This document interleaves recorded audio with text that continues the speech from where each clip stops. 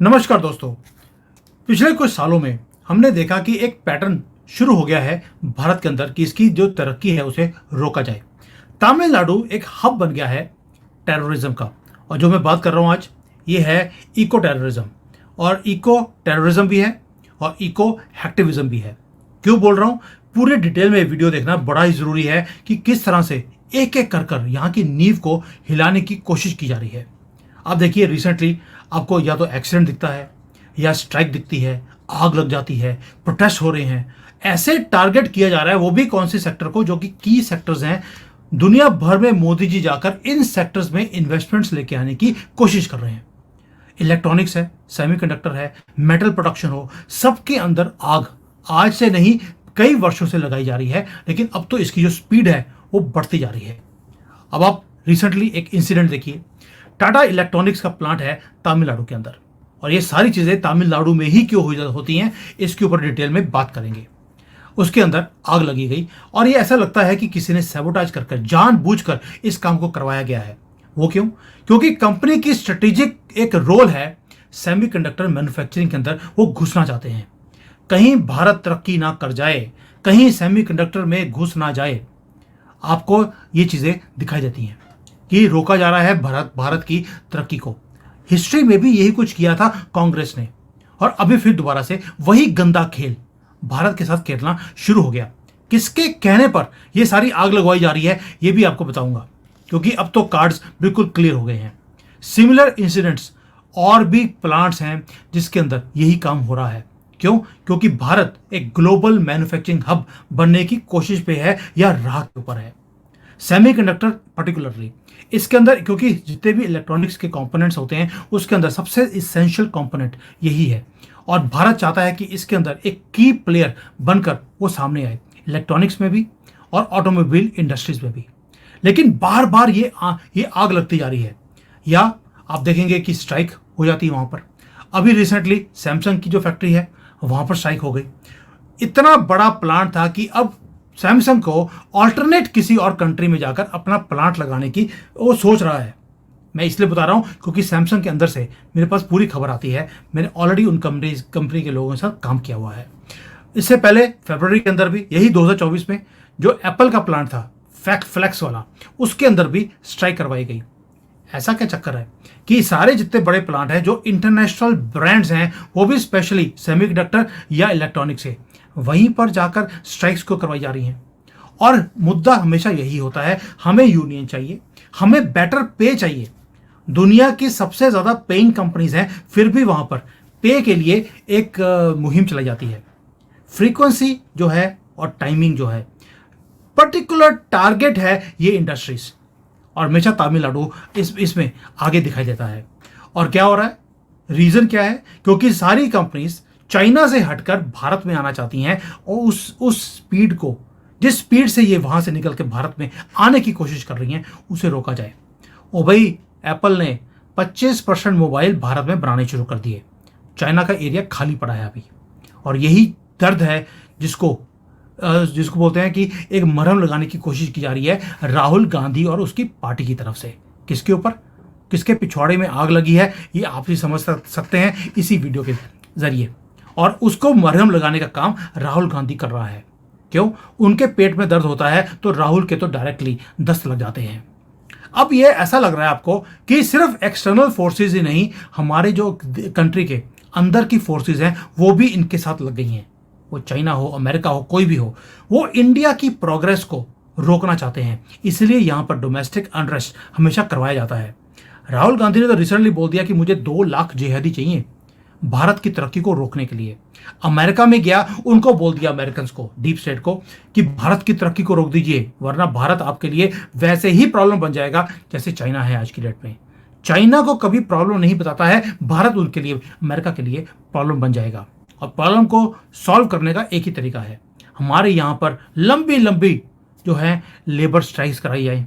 अगर labour strike से काम नहीं होगा तो आग लगाई जाए, और कुछ ना कुछ कर कर यहाँ की तरक्की को रोका जाए, ताकि इंडिया कहीं एक इमर्जिंग ग्लोबल कंपेरेटर ना बन जाए चाइना के लिए। अब आते हैं सैमसंग के ऊपर। दोस्तों, सैमसंग की इतनी बड़ी फैक्ट्री, उन्होंने सारा प्लांट चाइना से निकालकर यहाँ लगा दिया। 1000 वर्कर्स हैं वहां पर जो काम कर रहे थे, सारे स्ट्राइक के ऊपर हैं। और आज जो सैमसंग की टीम है उनसे गिड़गिड़ा रही है कि प्लीज आप आके काम कर लीजिए, आपकी जो शर्तें हैं हम मानने को तैयार हैं। यही शर्तें मानने के बाद भी सैमसंग के लोग काम करने नहीं आए। वो क्या कहते हैं, हमें हायर वेजेस चाहिए, हमारी जो रिकॉग्निशन है यूनियन बनाने की रिकॉग्निशन दी जाए, और यूनियन जो कहेगी वही करेंगे। 8 घंटे से ज्यादा काम नहीं करेंगे। और ये वही वर्कर्स हैं, जब प्लांट लग रहा था या लगने की कोशिश हो रही थी, यही लोग बोलते थे हम भूखे मर रहे हैं, हमारे पास इंजीनियरिंग की डिग्रियां हैं, काम नहीं है, आप हमें काम दे दीजिए। आज सैमसंग ने आकर काम दे दिया तो जो है ऑफर गए हैं। यही ऑफरने के कारण बाहर की कंपनियां यहां पर आने को राजी नहीं होती हैं। और ये जो स्ट्राइक है 3 हफ्ते हो गए, ये स्ट्राइक बंद ही नहीं हो रही, क्योंकि पीछे से बोल दिया गया है स्ट्राइक बंद करने की जरूरत नहीं है, तुम्हारी अगर शर्तें पूरी हो भी जाएं तो भी। वो क्यों?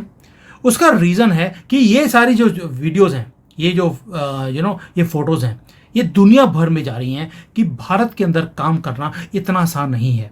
तो यहां पर आकर अपने प्लांट्स को लगाने की बेवकूफ़ी मत करना। चाइना में लेबर लॉज नाम की कोई चीज़ नहीं है, किसी की सुनवाई नहीं है, वहां जाइए वहीं से बनवाइए।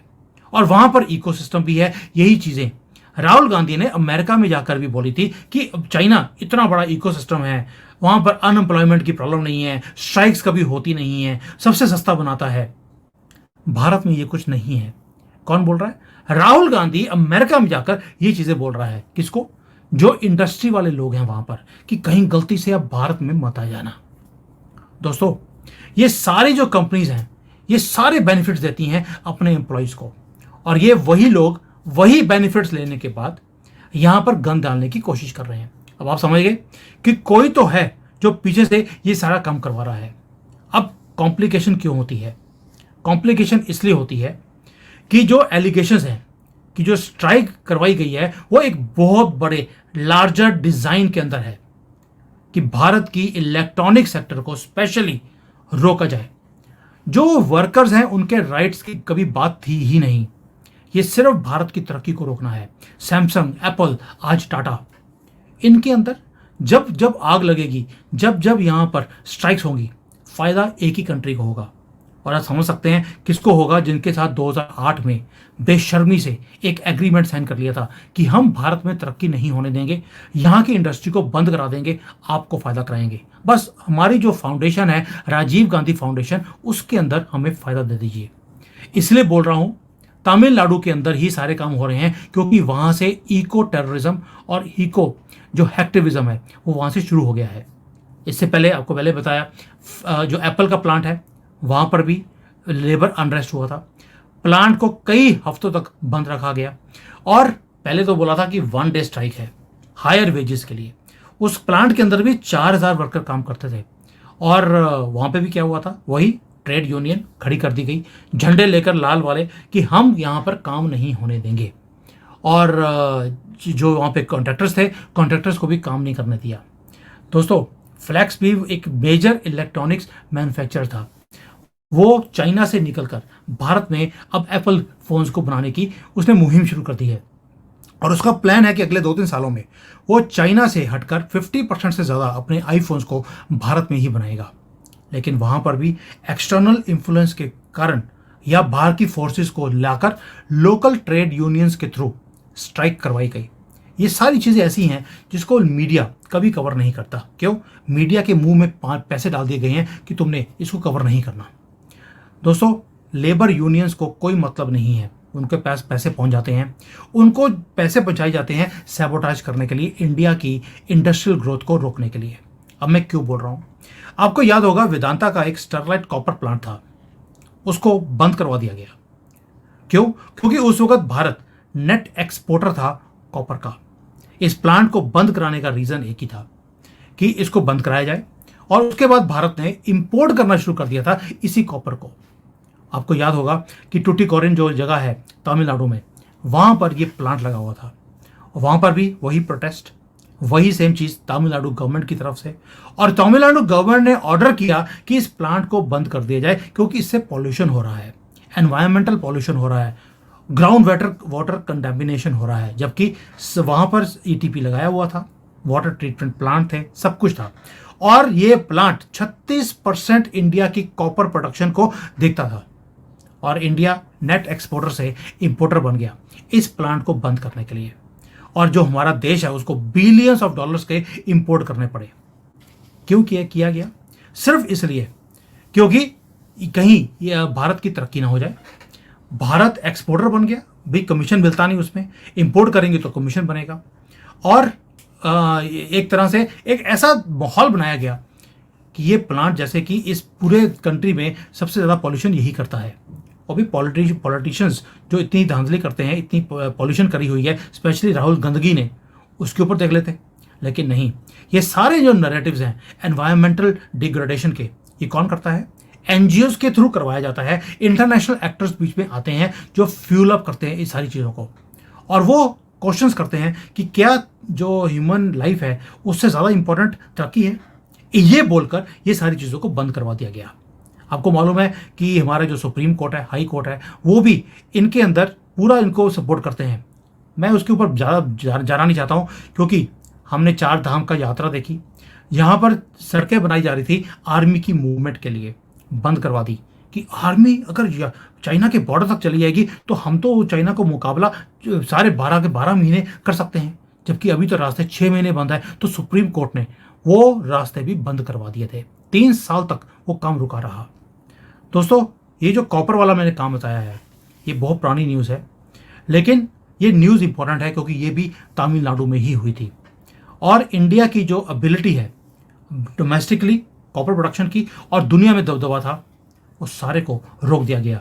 जो फॉरेन के हमारे कंपेटिटर्स हैं उन्हें बेनिफिट हुआ इन सारी चीज़ों के कारण। अब आते हैं कि कांग्रेस का ये पूरा प्लान चलता कैसे है। ये पॉलिटिकल सैबोटेज जो है, ये भारत के बाहर से नहीं दोस्तों, ये भारत के अंदर से होता है।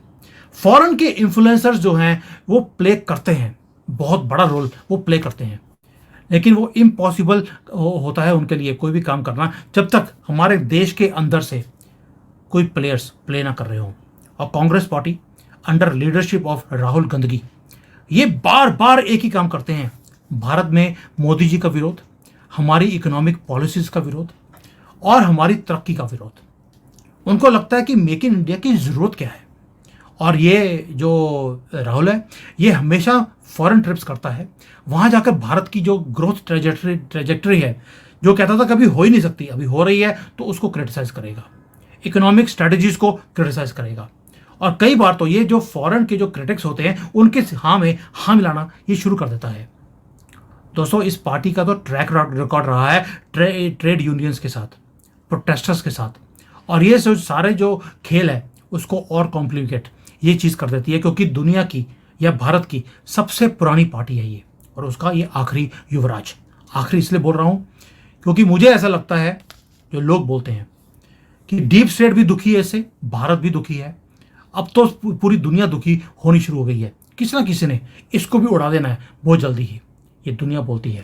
और मुझे लगता है कि ये कोई काम हो सकता है कोई सिख भाई ही करते, क्योंकि उन्होंने भी इसको चेतावनी दे दी है कि बहुत हो गया तेरी बदतमीजी, तुमने जाकर हमारे लिए उल्टी सीधी बातें सिखों के लिए तुमने जाकर अमेरिका में बोल कैसे दी। और ये आदमी सारी ट्रेड यूनियंस को एक्टिवेट करने के बाद उनको एक ही बात बोलता है, आपको स्ट्राइक बंद नहीं करनी है। वर्कर्स, मैं कहता हूं कि उनके राइट्स इंपॉर्टेंट है, लेकिन जो कांग्रेस के पॉलिटिकल अलाइनमेंट है इन ट्रेड यूनियंस के साथ, इन टेंशंस को इंक्रीज करने के लिए प्रोलॉन्ग्ड स्ट्राइक्स रुकने ही नहीं देते, सिर्फ इसलिए कि इस देश की इकोनॉमी का भट्टा बैठ जाए और ये जो कंट्री है भारत, ये कहीं ग्लोबल स्टैंडिंग में ऊपर ना आ जाए चाइना से। ये राहुल गांधी और उसकी पार्टी कभी सहन ही नहीं कर सकता। दोस्तों, स्टरलाइट कॉपर के बाद आता हूं एक और चीज़। हमारा एक प्लांट था मोहाली में, सेमीकंडक्टर बनाते थे वो 80s में 90s में, उसके अंदर आग लगवा दी गई। 80s के अंदर हमने अपनी सेमीकंडक्टर बनाना शुरू कर दिया था और उसके अंदर आग, तब भी लोग बोलते थे कांग्रेस के नेताओं के कहने पर लगी है। ये इतना आसान नहीं होता इतने बड़े प्लांट्स के अंदर, जहां पर पूरे एक बंदोबस्त होता है किसका, फायर फाइटिंग का, उसके बाद भी आग ऐसे लगी जैसे कि वहां पर बॉम्ब रखे हों। कौन करता है ये बॉम्ब वाला काम? यही आती है मुस्लिम रेडिकलाइजेशन की, और इनका जो इकोसिस्टम है, इको टेररिज्म है। ये एक नया फ्रंट कांग्रेस ने शुरू कर दिया। 2 लाख जिहादी बोले हैं पूरे भारत में चाहिए। किसके लिए? ये सारी बड़ी फैक्ट्रियों में आग लगाने के लिए। ये जो लेबर स्ट्राइक है, पॉलिटिकल सैबोटाइज है, वो तो गया एक साइड पर। व्हाट अबाउट रेडिकलाइज्ड एलिमेंट्स जो हमारे भारत के अंदर है? तमिलनाडु के अंदर इतना स्ट्रांग इंडस्ट्रियल बेस है, लेकिन वहां पर रेडिकलाइजेशन भी उतनी ही तेजी से आगे बढ़ रही है। और वो भी क्यों? इसलिए क्योंकि उनको मालूम है कि जो मुसलमान हैं ये तो इकट्ठे होकर आग लगाने के लिए तो उतारू रहते हैं। और भाई हिजबुल्लाह का जो टॉप लीडर था उसको मार दिया गया। कश्मीर में इन्होंने आग लगानी शुरू कर दी। हिजबुल्लाह वाले का इनके साथ क्या लेना देना था? और मोदी जी कहते हैं कि हमने तो घाटी के अंदर टेररिज्म खत्म कर दिया। दिलों के अंदर है इनके, क्योंकि जो गंदी किताब पढ़ते हैं उसके अंदर नफरत ही इनको पढ़ाई जाती है। इनका जो खलीफा था उसका नाम एंड में 3 जो अक्षर हैं, और जो मदरसे के पहले 3 अक्षर हैं आप देख लीजिए। महंगी पागलपन से शुरू होता है इनका काम, पागलपन पे ही खत्म होता है। और इसी एलिमेंट्स को यूज किया जा रहा है हमारी तरक्की को डिस्टेबलाइज करने के लिए। कभी रेलवे ट्रैक्स को उड़ाया जा रहा है, कभी फैक्ट्रियों को उड़ाया जा रहा है, आग लगाई जा रही है। दोस्तों, मैं बार बार बोल रहा हूं, ये बहुत बड़ा षड्यंत्र है कांग्रेस की तरफ से। और जो ये सारी रेडिकलाइजेशन है, ये सारे ग्रुप्स अब ये इकट्ठे हो गए हैं। ट्रेड यूनियन हो, मुसलमान हो, ये जितने भी रेडिकलाइज पागल हैं, ये सारे इकट्ठे हो गए कांग्रेस के साथ, सिर्फ इसलिए कि कांग्रेस की जो आइडियोलॉजी है उसको ये सपोर्ट करते हैं। और उनकी आइडियोलॉजी क्या है कि भारत में तरक्की नहीं होनी चाहिए, भारत गरीब रहेगा, लाचार रहेगा। तो यहाँ पर जो लोग हैं वो अपने दाल रोटी के चक्कर में देखेंगे ही नहीं कि उनके घर के पास कहाँ मजार बन गई, कहाँ पर मस्जिद बन गई, कहाँ पर उनकी लड़कियों को उठा के ले गए जाया गया। कुछ भी नहीं देखेंगे, वो अपनी दाल रोटी के चक्कर में भागते रहेंगे। ये फाइट है हमारे फ्यूचर की। हमारा देश पिछले 10 सालों में जितनी तरक्की करी है उसके ऊपर टारगेट किया जा रहा है बाहर की फोर्सेस और हमारी अंदर की फोर्सेस को मिलाकर। जो स्ट्राइक्स आज सैमसंग में, फॉक्सकॉन में, फ्लैक्स में, स्टरलाइट में आप देखते हैं, ये सोची समझी एक साजिश है। वो इसी को बार बार बोल रहा हूं मैं, ये इको टेररिज्म है और ये रुकने वाली नहीं है। क्यों? क्योंकि डेंजरस नेक्सस है ट्रेड यूनियंस का, रेडिकल एक्टिविटीज का, एक्टिविस्ट का, मीडिया का, पॉलिटिकल एलीट्स का और फॉरेन पावर्स का। सभी इकट्ठे होकर एक ही काम, भारत कहीं तरक्की ना कर जाए, भारत कहीं ग्लोबल मैन्युफैक्चरिंग हब ना बन जाए। ये लड़ाई है हमारे फ्यूचर की। ये सिर्फ इकोनॉमिक्स की बात नहीं है दोस्तों, ये हमारी सॉवरेनिटी, हमारी ग्लोबल स्टैंडिंग और हमारी ability to compete with the whole world, ये उसके ऊपर एक दाव है। ऐसा दाव कि कहीं भारत आगे ना निकल जाए। और ये सारी फोर्सेस इकट्ठी होकर एक शैडो की तरह है कि भारत की राइज को रोकना कैसे है। और हमारा देश ये एकजुट होकर जब तक स्टैंड नहीं लेगा, जब तक हम विजिलेंट नहीं होंगे, जब तक हम प्रिपेयर नहीं करते अपने आप को इस थ्रेट से बचने के लिए, तब तक कुछ नहीं होगा। और जब तक हम ये जो गंदगी है और गंदगी फैलाने वाला एक ही आदमी, जब तक इसका खात्मा नहीं होगा, हमारा देश एक ग्लोबल लीडर नहीं बन सकता। और ये जो टेररिज्म है, एक ग्लोबल जो टेररिज्म हमारे देश में तमिलनाडु से शुरू की गई है, इको टेररिज्म और हिको हैक्टिज्म, इसको ख़त्म करने का एक ही तरीका है कि जो इस चीज़ों को शुरू करता है उसी को ख़त्म किया जाए। और ये कौन करेगा, ये वक्त बताएगा। थैंक यू, जय हिंद एंड वंदे मातरम।